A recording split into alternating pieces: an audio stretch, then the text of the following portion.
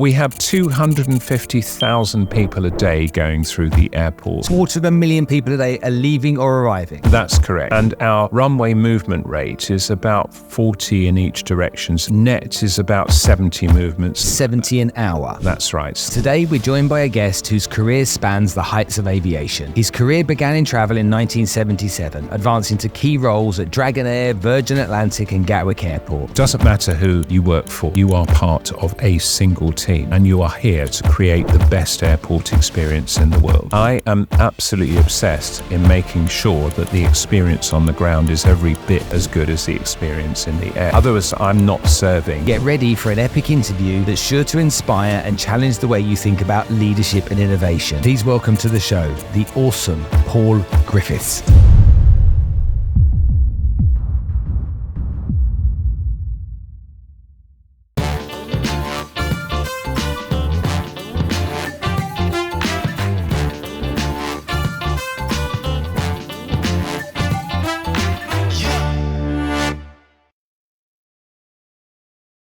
This episode is proudly sponsored by Allsop & Allsop Mortgage Brokers, the leaders in Dubai real estate. Whether you're a first-time buyer, a seasoned investor, or looking to refinance, Allsop & Allsop's dedicated mortgage team will expertly guide you every step of the way, ensuring a seamless and stress-free journey. Now, with over 16 years of experience, they offer exclusive access to the UAE's best rates, personalized advice, and tailored financing solutions that perfectly suit your needs, leaving you free to focus on finding your dream home. And that's what we want. Experience the difference with Allsop & Allsop, your trusted partner in securing the perfect mortgage solution. Paul, thanks for coming to join me on the show today. It's a great pleasure. I don't know what I call you. Do I call you Mr. Airport or Mr. Personal Musician for the Pope? Just call me Paul. That's probably easier.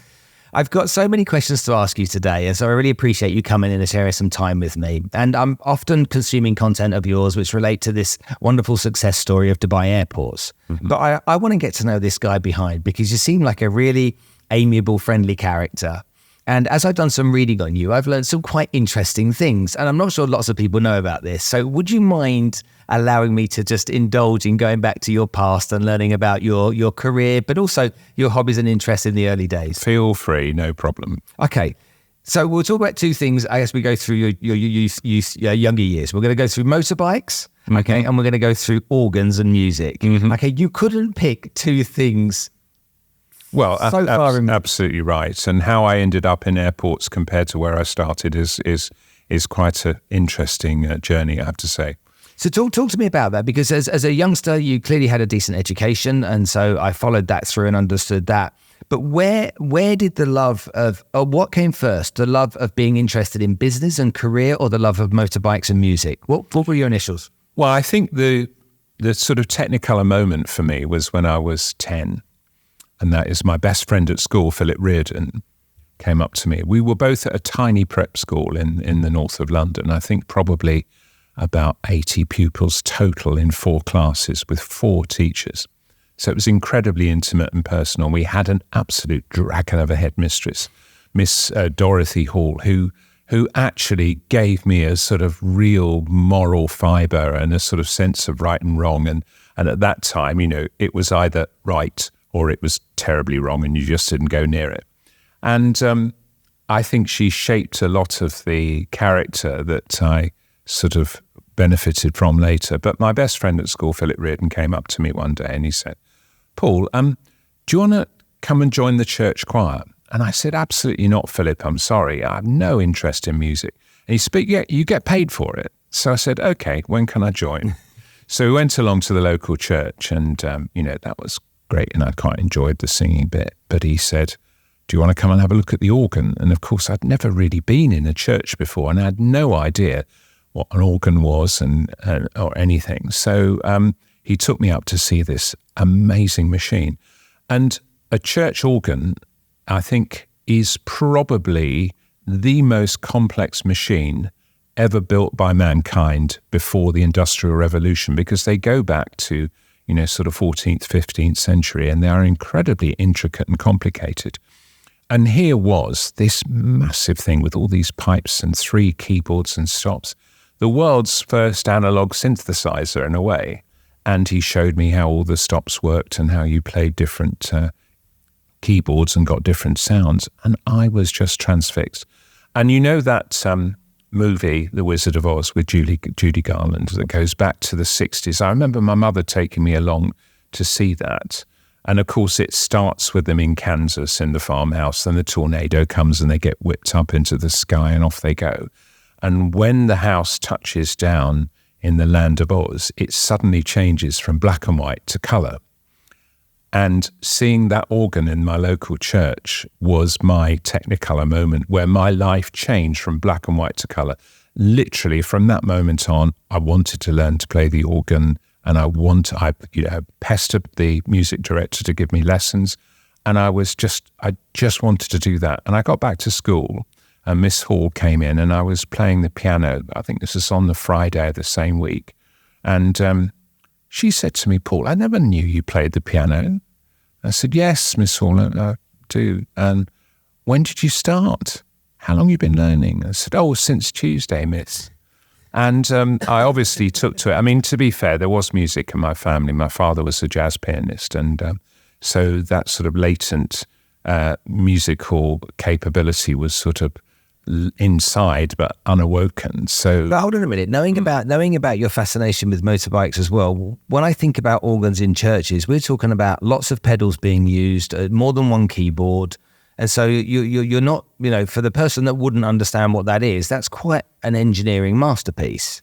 It is, absolutely. And of course, was that the bit that connected you? I think so. It was the ability to master a complex machine and to have that interaction. And I think actually that's also probably at the heart of my fascination with every single form of transport. I mean, I've been fascinated with aeroplanes and trains and cars and motorcycles. I mean, the whole sort of spectrum of transportation has always fascinated me. And I think it is that, that combination of man and machine that's really driven my passion for anything that moves.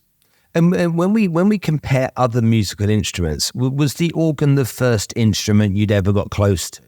It was, yes, it was. And it probably wasn't the best place to start, because the trouble is, if you start with the organ, your technique on the keyboard is not usually that great. Most people will send you away and say, get grade 5 on the piano, then come back. And because I know a lot of organists that are terrible pianists, but actually it translates better the other way, that pianists can become quite good organists because they have the discipline. No matter how hard you hit an organ keyboard, you still get the same volume and the same sound. Piano is incredibly sensitive to touch, so you've got a much more sensitive grasp of what's going on when you're playing the piano. And the articulation on the organ is a different technique from playing the piano. People think that because they've got keyboards, they're the same, but they really couldn't be more different. Is your fascination with that instrument today the same as it was then? Has anything died? Are you still equally as fascinated by it? Because I believe you've had quite a fancy organ installed at home as well. Well, I have, and it's only actually very recently that I did a concert at the Theatre of Digital Art at the Madonette last Sunday, would you believe? And that was a solo organ concert where we shipped in a digital organ from the UK. It literally arrived in a huge crate on Friday. We unpacked it, plugged it in, got it configured. I spent all of Friday afternoon and evening, all of Saturday, and then we had a couple of hours in the theatre on Sunday, and then I did the first concert on it.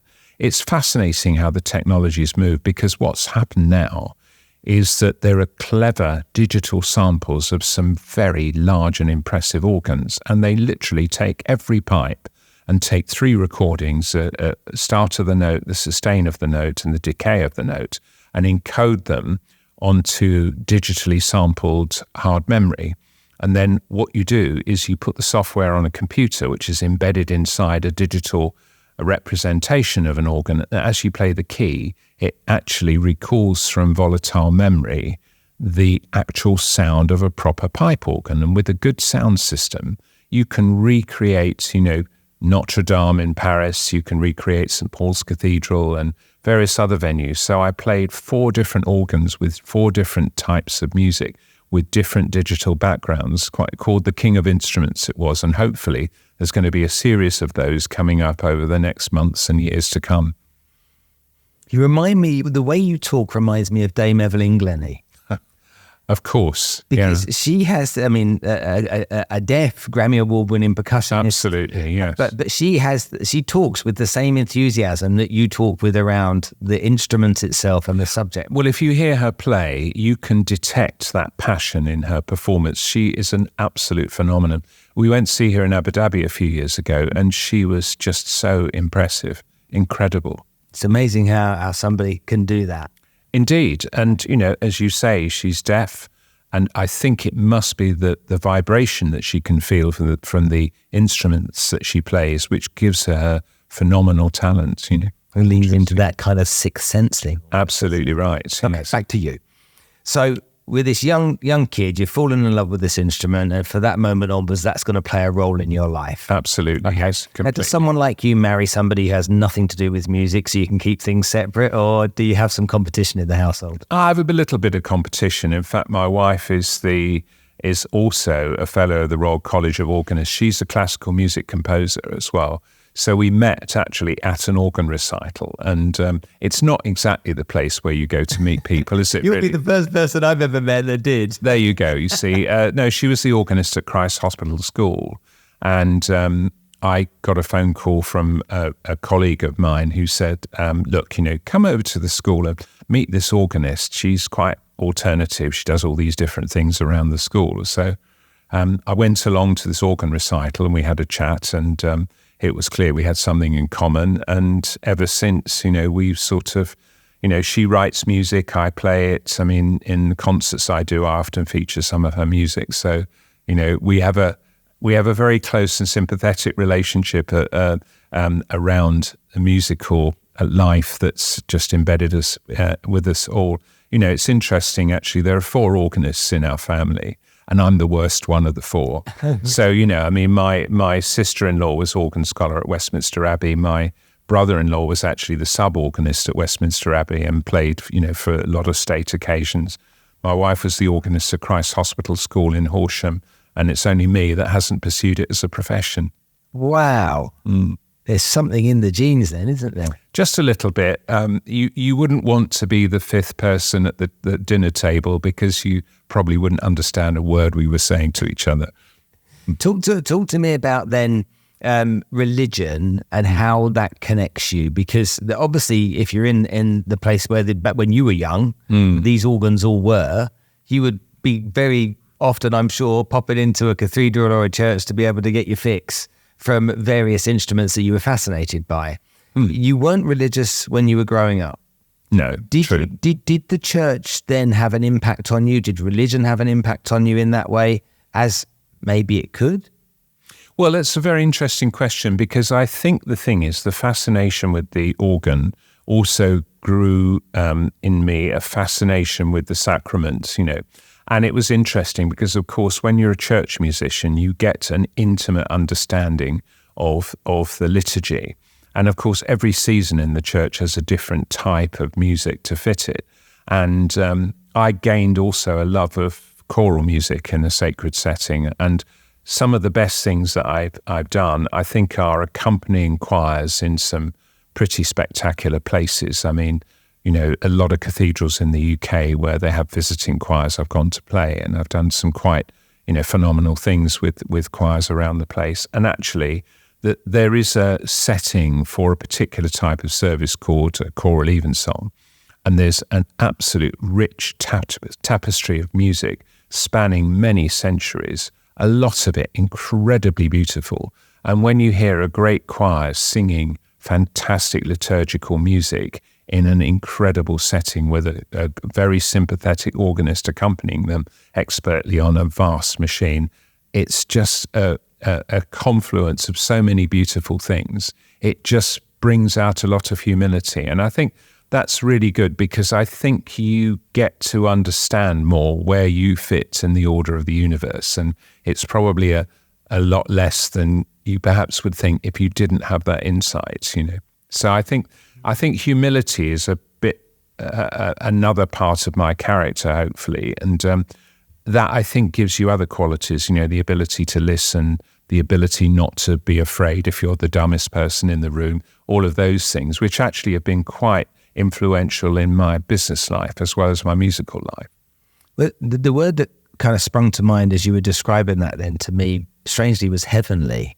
It made me feel like that was heavenly, because I've been in those places and I've listened in those environments. And well, I think if you walk into a building that's been there for hundreds of years and the architecture is impressive, and you think of the context of when they were created, when we didn't have the technology or the building materials or the techniques of modern construction, what an absolutely, I mean, you look at the Octagon Tower at Ely Cathedral in Cambridgeshire, how on earth they built that, no one really quite understands with what was available at the time. But it is a marvel.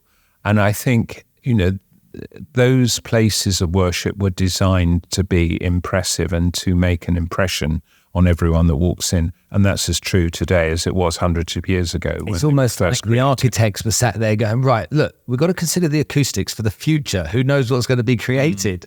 Because the acoustics end up being phenomenal with the retrofit of organ and everything else that goes in. That's absolutely right. And it's really interesting how sometimes that combination of the choral singing, the organ and the way it's laid out and the acoustic all interact. And it's incredible. There are some places where, as you say, heavenly is the only word that really is the right word to describe that situation.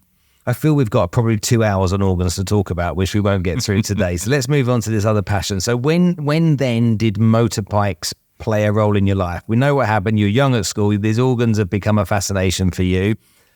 What age did the first motorbike become interesting to you? Well, the thing is, actually, the two have a link, because when I started to play the organ, I used to travel quite extensively throughout Hertfordshire, where my home was, and also into London very regularly, where I used to play in several different churches. And of course, on a Sunday, getting a bus or a train in the UK is quite a haphazard event, especially now, and it was less so then. But the fact that I had to be at a Sunday morning service at sort of 9 o'clock in London meant getting up really early, going and waiting at a cold bus stop in the winter, and then waiting and wondering if the bus would come. I remember being late for a bishop's confirmation service because the bus was late, and running into the church with everyone waiting and the bishop waiting to go, and it wasn't a pretty sight. I was ever so young then, and I just thought when I was 16, the prospect of having some personal mobility was so, it would have been transformational, and in fact it was. So I got my first motorcycle when I was 16. And in those days, you could drive a car when you were 17, but you could drive a motorcycle or a moped under 50cc when you were 16. And I remember that feeling of it being delivered to my house on the 1st of August, 1974. And I remember going home and couldn't wait to get home. Jumped on it, put my little blue helmet on and went out. And I think I did about 54 miles on it on the first evening. And I just went all over, and it was just the most liberating feeling. And the lesson I learned in that first day is when you're riding a motorcycle in the middle of summer, keep your mouth closed, because all sorts of horrific beasties were flying into my mouth. So I learned that lesson very, very early on riding a motorcycle. But it just meant that there was the predictability in all the journeys, and I could do all the journeys in and out of London and to the various churches I played in Hertfordshire and the other related counties. And I could just do that very reliably within a much, much shorter space of time than when I was relying on buses and trains everywhere. Now, we get this freedom and this motorbike. That's not an unusual story for a lot of people. It's very similar. I was 16. This motorbike became my form of transport, so I completely identify with that. Did you stay on the journey of you keeping motorbikes and riding motorbikes for many, many years, or did you switch up to cars pretty quick? I think when I was about 19, the temptation to go onto four wheels was then fairly... I could take people with me. We could go places. In the winter, it wasn't the trial that a motorcycle is, because the problem is motorcycles in the summer are fantastic means of transport, but in the British winter, they're pretty awful. So it was not a great thing to be out on a motorcycle on two wheels in the cold and damp. And I remember I used to have to put newspapers down the front of my jacket to try and keep me warm. And then when I used to come home, I used to run a bowl full of water and plunge my fingers into it. Goodness knows what damage it did. But I think going to four wheels, certainly in the UK where you've got that variable weather and it seems to rain all the time, was a move in the right direction. So, and then of course, I migrated from there to various different cars as I changed jobs and had to commute to different places. Mostly in the UK, if you have a job that is either east or west of where you live, you've got to have a car. North-south communications are not bad. It's a bit like the Shapeside Road here. North-south is great. East-west is not quite so good. And so having a car and having the freedom and the flexibility that gave me was essential. Now, again, pretty normal story until we know that you're sitting on a collection, which, what would you describe yourself as? A collector, a hoarder? Have you got a garage full of parts as well as bikes? Well, I would describe myself as a collector, but most other people that know me would describe me as a hoarder. That's the trouble. And I think the thing is, look, I'd had a fairly sort of normal existence. I went to Hong Kong and worked there. Then when I came back to the UK, and I settled down in East Sussex, and I got a job with Virgin Atlantic working with Richard Branson. In about the mid-90s, the Ducati 916 came out, and in red. And when I first saw a picture of that bike, all of those years when I was in my teens of riding motorcycles just came flooding back. And I know several people that had that sort of eureka moment with the Ducati 916, and I just had to have one. So my lunchtime, I walked out of the office, went down to the local motorcycle dealer and signed up for one. And a few months later, one arrived. And unfortunately, that started, I've got that bike now. Wouldn't it be nice to have another type of bike? So I went out and got that one. Then I thought, wouldn't it be great to go and have another type of bike? And unfortunately, it just ballooned from there. I'm a bit obsessive when it comes to transport, and I'm always on to the next thing. And then, of course, about 15 years ago, I met a kindred spirit in a village very close to where my house is in East Sussex. And he'd left the RAF as an engineer and had become very, very skilled as a motorcycle and car mechanic. And he and I struck up this rapport. And then what I started to do was buy things that looked as though they had no chance of ever being on the road again. And he's also called Paul, and I would ring him up and say, look, I've just bought this. And he said, what have you done? What have you bought? And I'd tell him, and he'd come over and he'd take it away and he'd just strip it down to the last nut and bolt. And he has now, and we've worked together for the last 15 years, he's now got a sort of group of men in sheds all over the world where he can send a bit of a bike away that's, pitted with rust and bent and broken. And then a few weeks later, this thing comes back looking better than it had when it was produced at the factory. And he has helped me assemble this collection of absolutely perfect motorcycles that have been remanufactured to be better than new. And I'm trying to work out how on earth I'm going to get this collection of motorcycles all together so they can be seen and appreciated by people. I've done that a few times. In 2012, I managed to buy the last remaining Hawker Siddeley Harrier jump jet from the MOD. And I put in a bid for it, and surprisingly, I won it.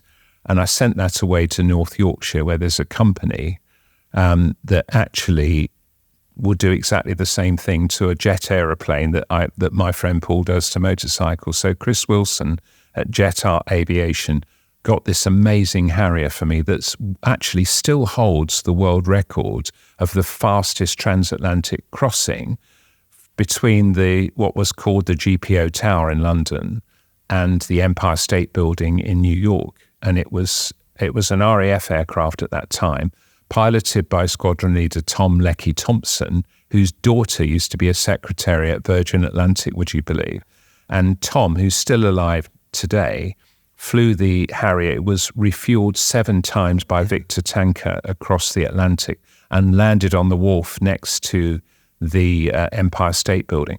And there's some wonderful black and white footage of my Harrier at RAF St Pancras, because it had to be designated as an RAF station temporarily, in the coal yard. And when the Harrier takes off, because of the downdraft from the Pegasus jet engine, there's this massive cloud of coal dust, and the aircraft successfully flew over the Atlantic. And the amazing thing is, when we started to restore the aeroplane, as they stripped it down and took the panels apart, there was coal dust inside the airframe all those years later. So I managed to complete it and get it on display at Brooklands Museum near Weybridge in the UK, where it's in an exhibition called The First to the Fastest. And I managed to get it there for the 50th anniversary, 2019, of that transition from GPO tower to, and in fact that involved 2 motorcycles as well, from the bottom of the GPO tower to St Pancras Station, and then again from the wharf next to the Empire State to the Empire State itself. Wow. You what? So we've got fighter jets, we've got 200 odd motorbikes, we've got a passion with music and organs. What's the claim to fame? You played for the Pope, which had a bigger audience than you two. That's right. Yeah, that was an absolute landmark moment. That was a few years ago here in the UAE, and we'd heard that the Pope was planning a first visit to an Arab country for 800 years of a sitting Pope. And it was in the year of tolerance as well.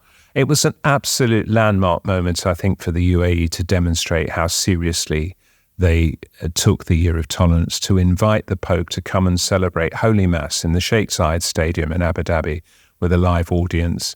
And of course it was televised, and millions of people worldwide watched it. And they asked me about it and what I thought the type of music and how it could be organised. And they were thinking maybe we have a couple of violins and an electronic keyboard and we could amplify that and everything. I said, no, you don't want to do that. What you need to do is you need to draw from all the churches around the UAE choir. There's some, and they were mostly Filipino, and they were absolutely fabulous. So we had a choir, we had a brass orchestra, and we got an organ shipped in from the UK to Abu Dhabi, and uncrated and put on the stage. And the whole thing was such an amazing experience. And we had some music specially written for the occasion, and the whole thing was choreographed very carefully. And there I was playing the organ on, international television with, 180,000 people in the immediate environs of the stadium and millions watching on TV. It was an incredible moment. It was a very, very hot day. I had some very dark clothing on, and the temperature rose quite a lot, but it was an incredible experience. And then as quickly as it started, it finished, we packed the organ back to the UK, and we went home nursing some very, very happy memories of a wonderful occasion. Wow.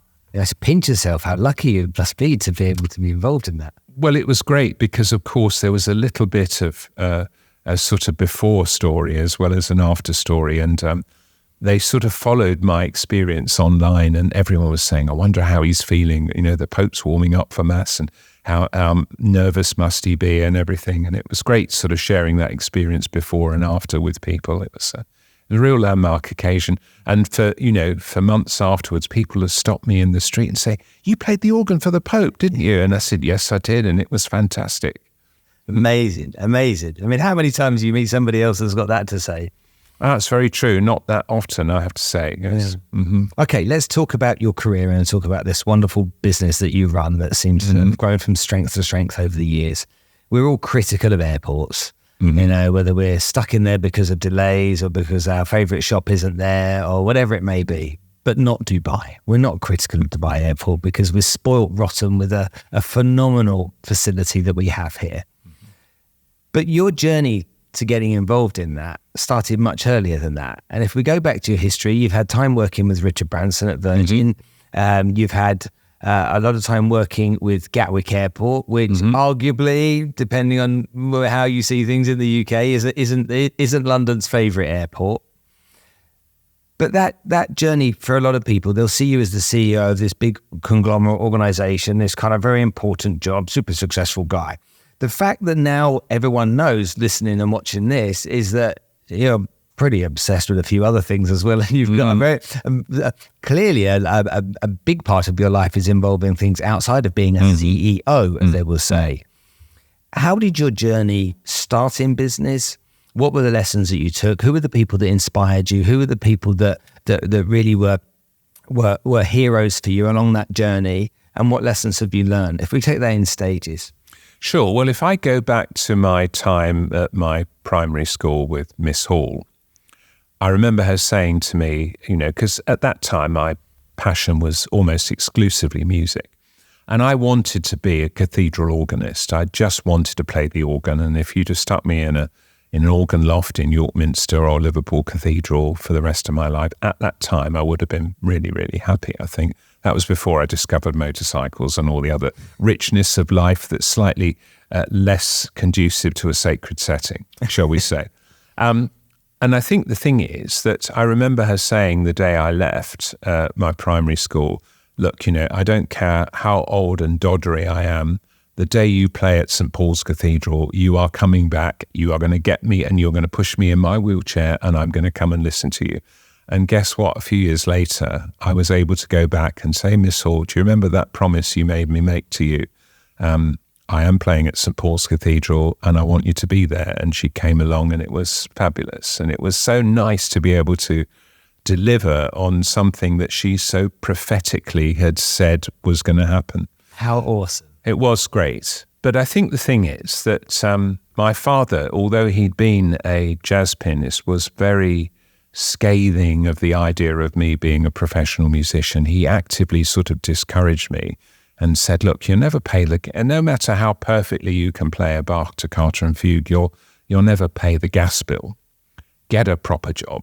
And I think, if I'd have come up to him and said, you know what, Dad, I've decided I'm going to give up playing the organ and I'm going to go and be a bank clerk, I think he would have said, well done, my son, you've made the right decision. But of course, I didn't want to do that. I'd rather, earn nothing as an organist than be in a job that would drive me absolutely insane with boredom. So I sort of railed against it a bit.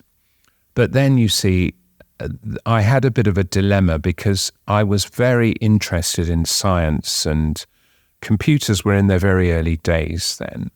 And we had a program that was tied to Hatfield University, or Polytechnic as it was, where there was a PDP-10 computer and you communicated with this computer via a telex machine.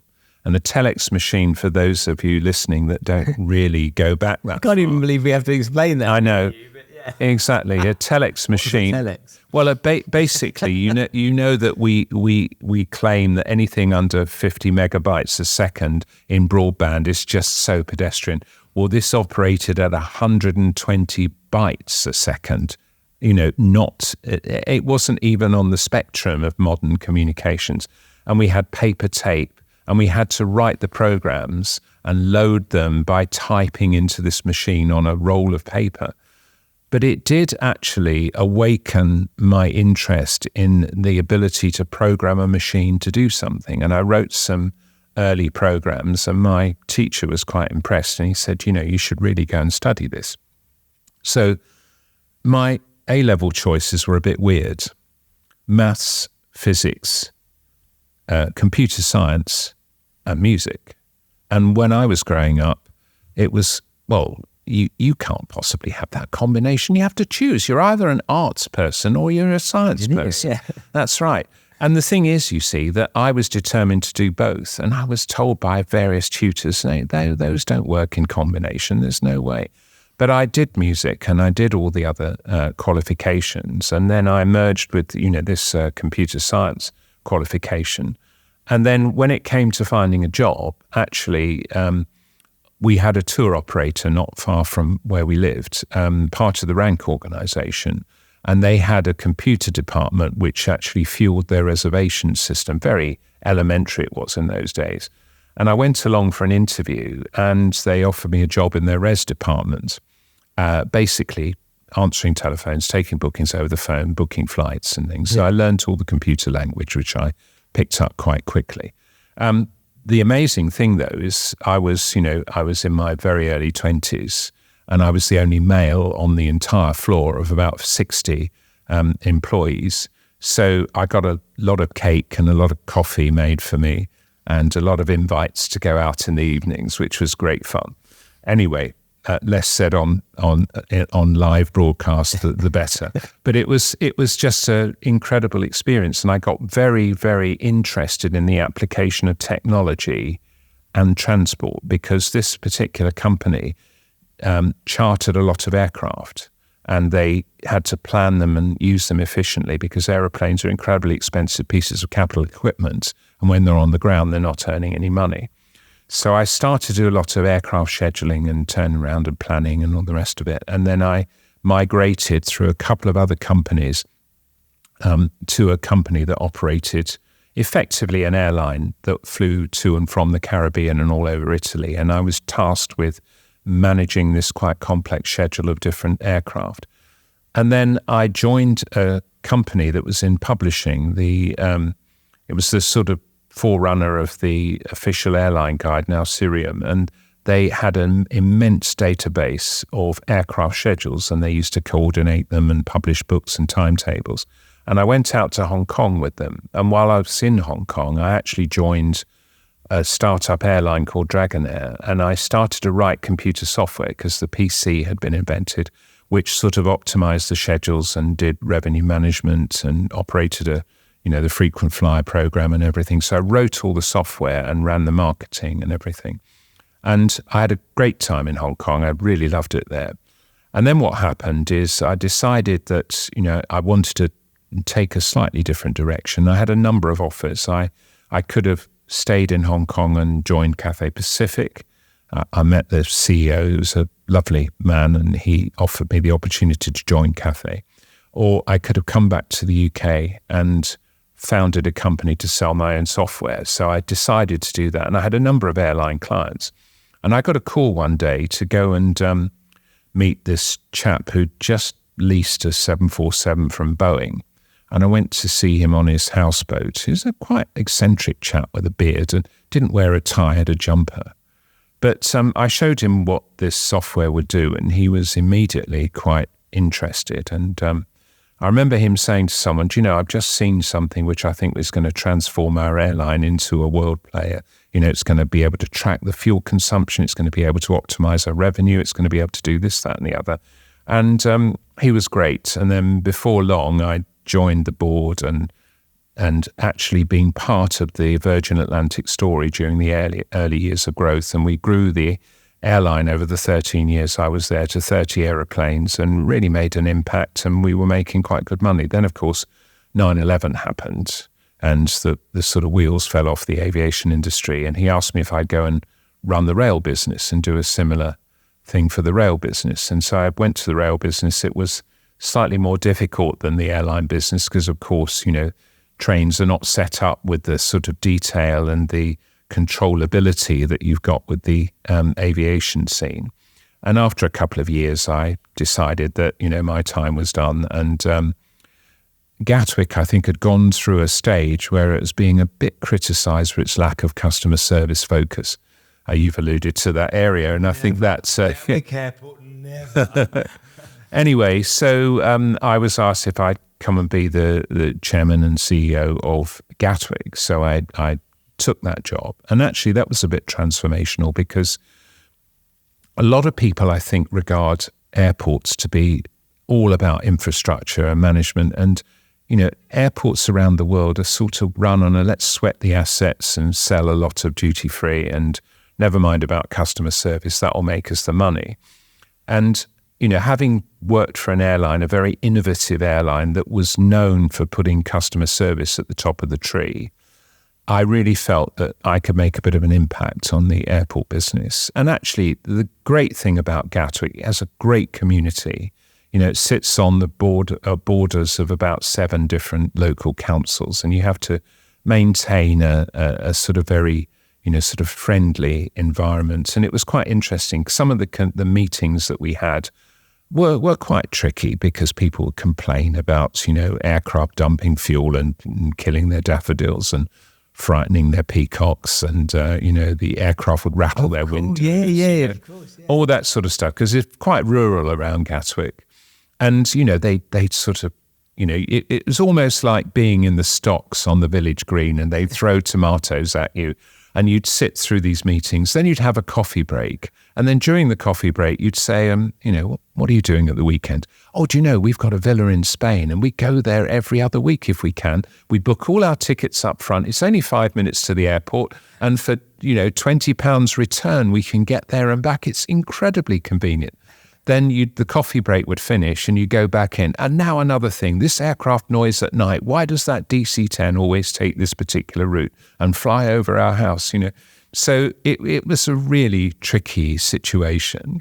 But I think I managed it reasonably well, and we got the customer advocacy up, and we managed to actually start a transformation of Gatwick into, a slightly better airport than it was. But it was when the Spanish company Ferrovial took over BAA, which was the conglomerate of UK airports, that strangely enough, not long after that had happened, I got a call from the headhunter saying that Dubai was looking to professionalize and transform its airport infrastructure. At that point, of course, Emirates in 2000 had put in a very large order for the A380 Super Jumbo. And I think that then, Executive Vice Chairman of Emirates, Sir Maurice Flanagan, had said to Sheikh Ahmed, look, you need to get the airport up to a standard of operation and capacity that will facilitate the operations of the intensity that's necessary. Go and find someone. So they went and found someone. Clearly they couldn't find anyone, so they asked if I would come and do it. Anyway, so on September the 27th, 2007, we shut the door of our house in East Sussex, and with, 3 or 4 suitcases and our 4-year-old son in tow, we got on our one-way ticket to Dubai. And that was another Technicolor moment for me. Arriving in Dubai, the airport actually had about the same amount of traffic, 30 million passengers a year, as Gatwick. As Gatwick? Yes, that's right. Really? That's right. At that time? At that time, yes. So it already started a fairly phenomenal growth curve, and new facilities have been added, and they were about to open Terminal 3. And so I worked very closely with the infrastructure team to get Terminal 3 open. We had to delay it a few times to get the launch to be perfect because, of course, we can all remember the airports that opened new facilities very unsuccessfully, but you don't remember the airports that opened them successfully. And we wanted not to be remembered for having unsuccessfully opened a facility. So we worked on that. And I think ever since, I've worked to develop a team. I'm very proud to say now 78% of our management team are locally homegrown national employees, and very proud of their achievement. We have huge customer advocacy now. We've are known not to have the latest infrastructure, but hopefully we operate it in the most effective and efficient way. And I think, airports are a bit like, prisons, really. The least amount of time we detain our customers, the happier they are. And, if you can get through an airport really, really quickly, I think your opinion of that airport gets elevated. And that way we've been able to maintain the positive growth of Dubai airports because we've made our infrastructure more efficient over time. Okay, I've got a bunch of questions on this, but first of all, I used to travel every other weekend to London. So I was when we had the weekend on Friday and Saturday. Thursday night was my flight out. I would only fly British Airways, not because I didn't like Emirates, but because British Airways landed at Terminal 5, and it meant I could get out of the airport quicker and onto the motorway around the 25 and get home. For me, getting out of an airport's really important to be quick, but also I'd learned that I could get into the airport as late as I possibly could and I would always take the kind of like the 1 a.m. flight or whatever it was. But also when I landed at London, there was an arrivals lounge so I could have a shower and they would iron your shirt for you. So it's these little things that I look back on. It's the attention to detail. Yeah. I mean, so for me, it was like, get off the plane, go shower, because you'd land on Friday morning because Thursday night you'd leave. And so go grab a shower, and they'd have this door, they'd iron your shirt, you'd come back, right, got my shirt, I ate my bacon sandwich, and then get on the train and go into Heathrow Express going to London, or back on the motorway. But when I look at that experience back then, it was all about how much time I can save. If you talk to my wife always wants to be at the airport early because she wants to go shopping and do that kind of stuff. But I want to give people so much more than that in understanding airports and understanding the challenges that you face running an operation like that. So let's first of all talk about the size of this facility. Can you give me a square meter, square foot? How big are we talking about here for people to understand when we look at this airport? Well, the interesting thing, the number of hectares isn't really the thing that makes it complex. It's the intensity. And I think Dubai Airport, DXB, has probably the highest ratio of aviation activity per square kilometre than any other place on the planet. We have a huge density of traffic. We've been the busiest airport in the world for the last 10 years for international traffic. And thanks to the A380 mostly, the amount of efficiency per runway movement is incredibly high. We have about 245 passengers per departure or arrival slot, compared with somewhere like Heathrow where it's about 175, 180. Okay, so let me really dumb this down so that I can get it. How many planes land in 24 hours? Well, we have 250,000 people a day going through the airport. So 250,000 people a day are leaving or arriving? That's correct, yes, that's right. And our runway movement rate is about 40 in each direction. So we can either have 40 departures or 40 arrivals. So net is about 70 movements an hour. And it's either 40, 30 or 30, 40 something. 70 an hour? That's right. So less than one a minute? That's right. Okay. Yes. So, and you're dealing with... More than one a minute. Yeah, more than 1 minute. So you're dealing with multiple airlines. Absolutely, 101 different airlines. Okay, yes. so 101 airlines. I think these numbers are staggering. 250,000 passengers that are going through. That's right. 260 different cities we serve direct from DXB. It's 101 airlines, 104 countries. How many employees? Directly, actually, this will surprise you. We had 5,500 in 2007 with 30 million passengers. Today, 93 million passengers expected this year, and we've got 1,700 employees. For me, these numbers are staggering, but for me, it's like, I look at the airport, and this is my home. I've been here 20 years, very similar to you. And so this is my airport, my home airport.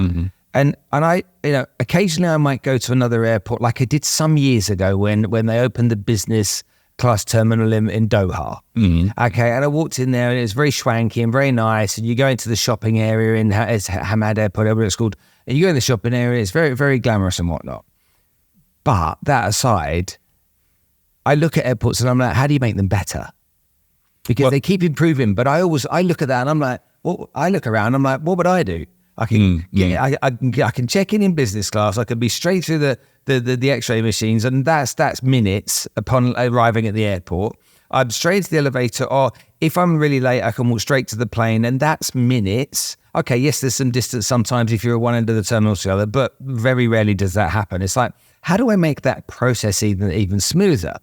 And I'm always baffled when this new idea or this new concept that you and your colleagues come up with to say, this is going to do this. And one of them I was surprised about is the fact that the stuff's in the X-ray machines, a little thing, but I don't need to take my stuff out the bag anymore. Indeed, yes, indeed. And it's like, are you getting approached by all kinds of suppliers and creators and inventors all the time saying, well, we've realized that actually when you put a seatbelt buckle on or when you pay for this, you can do it quicker, and you're always kind of like embracing those new ideas? Or do you as a guy in charge of this business go, How do we make this better? I want to find a way to make that better. That's a frustrating thing. Well, I think it starts with recognizing what business we're actually in. I think a lot of airport CEOs, if you ask them around the world, they say it's all about managing infrastructure. But I fundamentally reject that. The infrastructure is the enabler. But the reason we are here is we are a hospitality business. We are welcoming people through the front door of the airport who may actually be coming to Dubai for the first time. And that first impression is so important. The second thing is I think we have to regard ourselves as being an absolutely vital part of the critical infrastructure of the end-to-end journey. Because as you know, the airlines here, Emirates and Fly Dubai, have a fantastic reputation for service. And the way they've grown and been successful over time has been because they've focused on the attention to detail of their product and service. Now, if the airport is a disappointment, which unfortunately frequently it is to a lot of home-based carriers, then that's not right. The airport is not fulfilling its key role. I am absolutely obsessed in making sure that the experience on the ground is every bit as good as the experience in the air. Otherwise, I'm not serving my airline customers and their customers in the right way. And so that forensic attention to detail is absolutely important to understand we're in the business of serving people and creating a hospitality environment. That's the first thing. Understand why you are there. Because an airport fundamentally is a means of switching from a ground-based transport solution to an air-based transport solution. That is the nuts and bolts of it. And if you can make that a pleasurable customer service experience, then that's, I think, what sets us apart from other airports. So that's one of the most fundamental things. The other thing is I feel that a lot of airport CEOs, myself included, we're like mayors of a city. You have huge responsibility, and if the streets are full of rubbish, it's the mayor's fault. But actually, trying to fix the rubbish in the streets is probably other stakeholders that the mayor has no control over. We have something like 90 to 100,000 people working within the confines of the airport every single day. And as I've mentioned, 1,700 of those are in my direct employ. But all of those stakeholders have a greater or lesser impact on the service proposition that we offer at the airport. So what we've had to do is to try and get everyone to feel part of that family and to perform their role. And clearly what we've tried to do is impress this service ethos on everyone.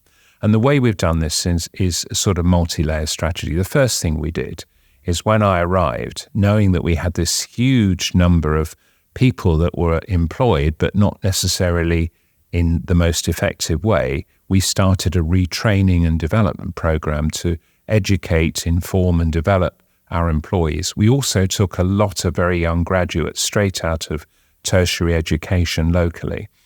And over the years, we've consistently done that. So for the last 15 years, we've trained and developed people and really imbibed the whole philosophy of what good customer service looks like in an airport environment.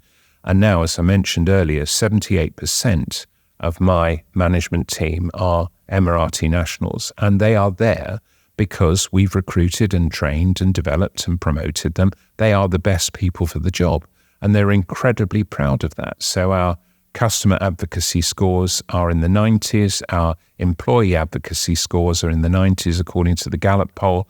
And I've got a highly motivated workforce that really understands that they are there to serve the customer.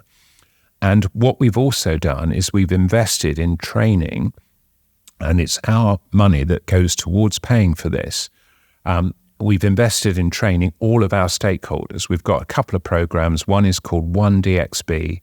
In other words, doesn't matter who you work for, you are part of a single team, and you are here to create the best airport experience in the world. And we've also got something called Bring Your Dubai-ness, which is bring to work your personality because our customers want to see it. And the idea is that throughout, and these are all sort of underpinned by things like awards, where we give awards for exceptional customer service to all of our stakeholders and our chairman, Sheikh Ahmed, comes and presents these awards to people. And it's built this sort of familial atmosphere where everyone knows what they're there to do and everyone is incredibly proud to deliver it. So all the way through the airport, you have that sort of homogenous sense of service. And whether that's keeping the floor or the toilets clean, whether it's speeding people through security or immigration. And we've backed that up by consistent investment in service and technology, training, development, new techniques. I mean, GDRFA, the General Department of Residency and Foreign Affairs, who runs the immigration service, have invested very heavily in technology for facial recognition. So now when you arrive or depart, if you're registered in your system, which takes seconds and only has to be done one time, you don't have to get your passport out of your pocket. Now what we're looking at is converging that immigration technology with check-in so that you can be facially recognized when you turn up at check-in, and that's it. You're checked in, you've done your formalities, and all you have to go through is security. We're also working with techniques for security, which is non-stop, and as you say, now with the level 3 machines that are coming in, you don't have to take liquids or your laptop out of your bag. That'll be quicker and more convenient. And so it's that investment in flow. And actually, we took a bit of inspiration from Formula One, because Formula One pit stops a few years ago, maybe a decade or so ago, used to be sort of 15, 20 seconds. Now, of course, they're 2 or 3 seconds. And that's by forensic examination at every single step to say, what can we do to either eliminate or streamline what happens into the most efficient and optimal flow? Because airports fundamentally have 2 component parts. There's the flow part, which you have to get through as quickly as possible. That creates great customer service. It creates respect for our customers' time. And it also creates an environment where if you've got the same level of infrastructure and the same surface area, and you're getting people through in half the time, you've got double the capacity without having to build anything. So that's been incredibly efficient and productive. And then we've got the dwell areas, which are high quality areas where you're close to your aircraft. You've got high quality retail, you've got restaurants, you've got bars, you've got all sorts of things. And we're constantly investing in improving the quality of that dwell space. And if our flow strategy is working, we're delivering our customers far more quickly to the gate areas, so we can actually invest in that dwell space because they're going to be spending longer there, longer in time, and hopefully far more money than they were before, and enjoying the product and service that we're providing for their passenger enjoyment at the gates. So those strategies are working on a sort of multi-layer level, and they're all coming together now. And this is why I think the speed of processing is now at the level where people think we're probably up there with the best airports in the world at speeding people through the process. And also the quality of the environment we're constantly investing to improve. Okay, so there's 2 things I want to ask because most people won't know this. How does an airport make money? 2 ways, really. What we call the aeronautical charges, which are basically landing and handling fees, which are charged to the airlines for, they're usually calculated by the tonnage of the aircraft. And that's just one example of the aeronautical fees. But the non-aeronautical fees are things like income from retail and restaurants and bars, rents for office space, etc. So does Dubai Duty Free operate as a separate business? It does, and yes. then it has to pay you for the privilege of being in it, just like any other shopping mall. Well, they are similarly like we are owned by the Dubai government. So the aggregation of the net contribution we make to the sector is aggregated at the government level. Mm-hmm. Okay, understood. Now, there's a younger generation out there nowadays. Of course, we love flying because it gets us to where we want to go. But there's an environmental issue that has to be kind of discussed. And I know my daughters, for example, they're 25 and 23 years old, and when it's convenient for them, they want to go on a plane to see their grandma or maybe come see me. But a lot of the time, you can now see with apps like Skyscanner and stuff how many planes are in the air at any one time. Yes. When you consider the impact that's a business of your magnitude with literally the high thrust of taking off engines and landing all the time and all that kind of stuff going on, do you take a really strong view on how you look at your carbon footprint, and as a business, does that matter to you? And what kind of steps, if it did matter, would you take? Well, every CEO, I think, that's running every business on the planet has to take its environmental credentials incredibly seriously, and we do too.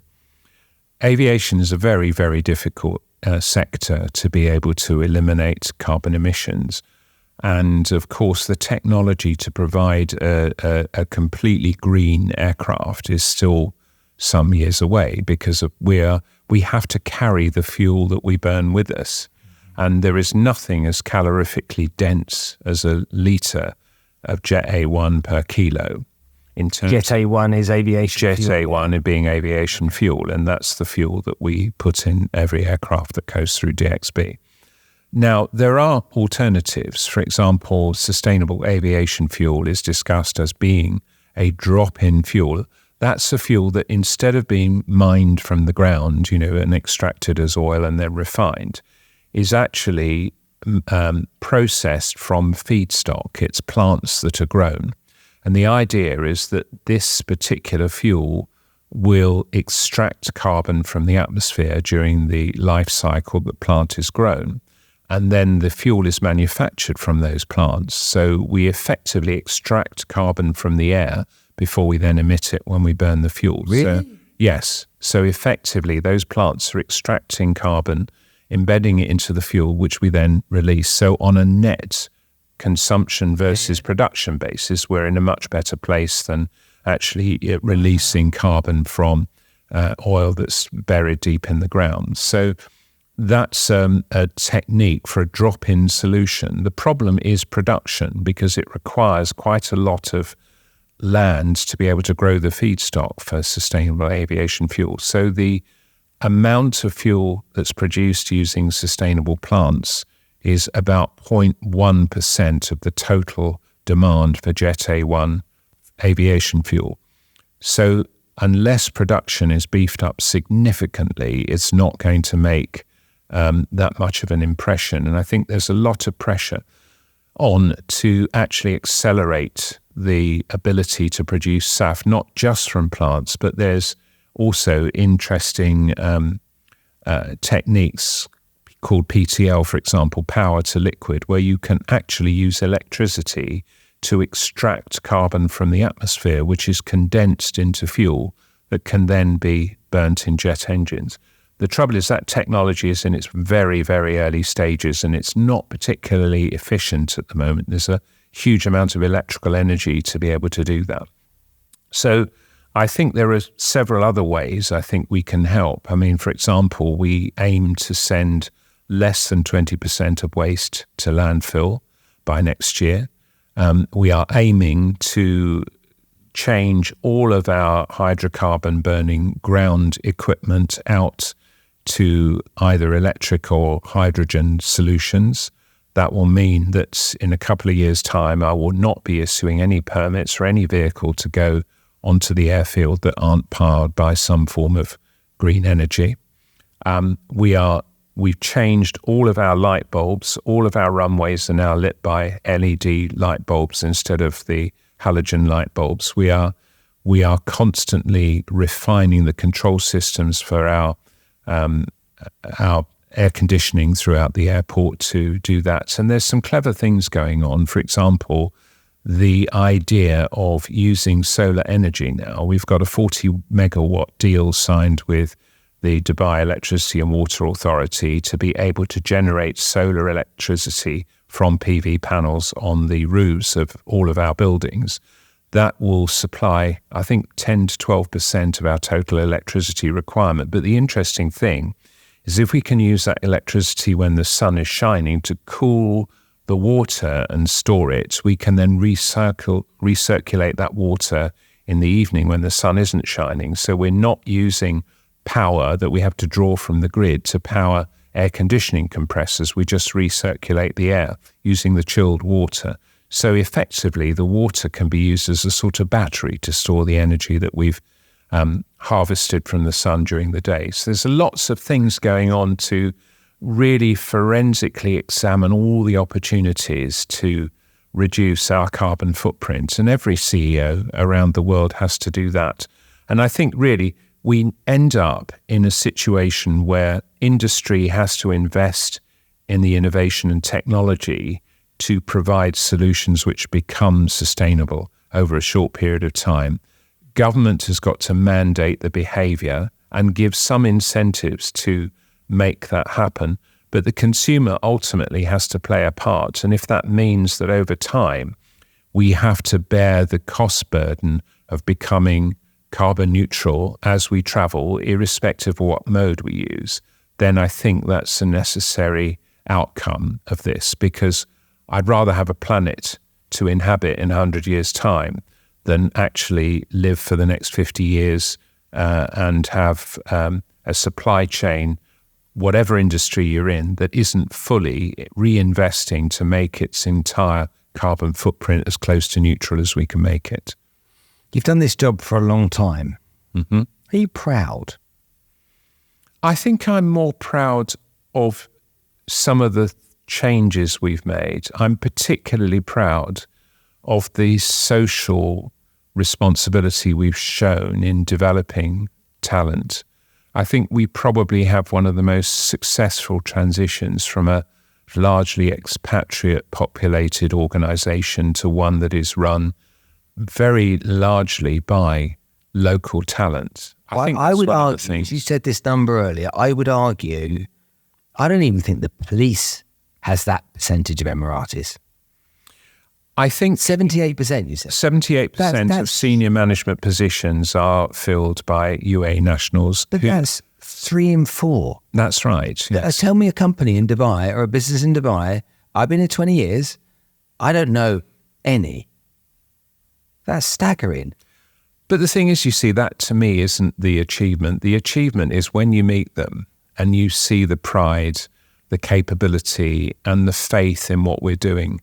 They are just dynamite. They are really, really great people. They're enthusiastic, they're capable, they're talented.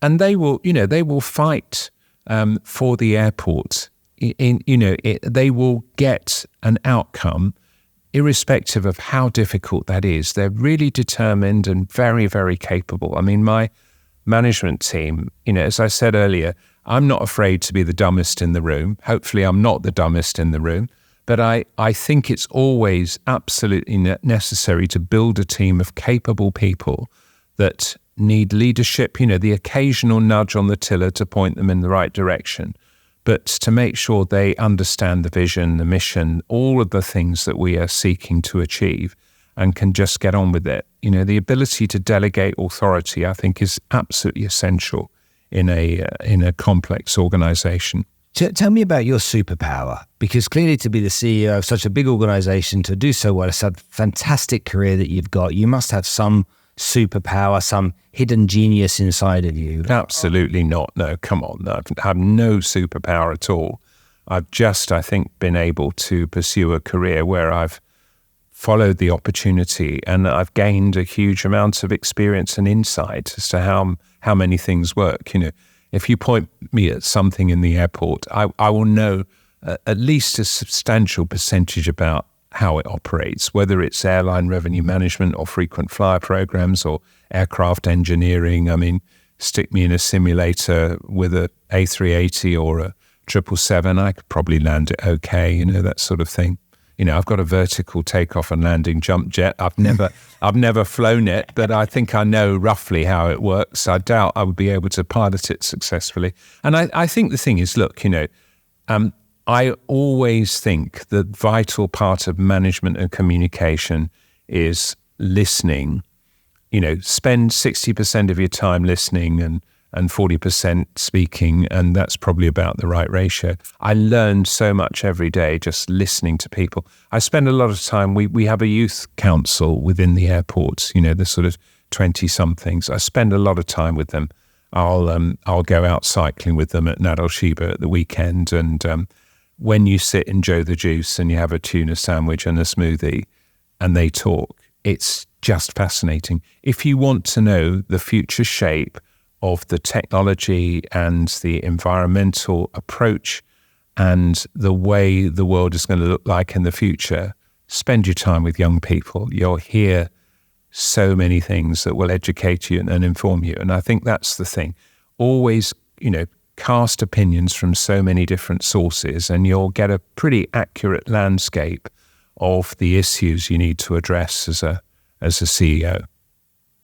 I can't thank you enough for taking the time to talk to me today. It's been really interesting learning about your story, and I'm sure that everyone's going to have so much that they can take from this. Paul, thank you so much. It's been a great pleasure. Thank you.